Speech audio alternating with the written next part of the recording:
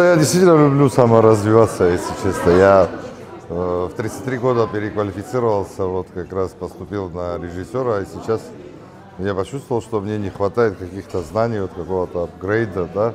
Сегодня такое современное слово, видите, я его уже применяю, раньше не применял. И действительно я получил на этих новых медиа то, что мне не хватало. И как раз эти знания, которые мне не хватало. Более того, самое главное, что я там получил, это общение с этим кругом людей, которые вот не только со всей России, но и из ближних стран. Россия дает безграничные возможности, и этим надо пользоваться, на мой взгляд.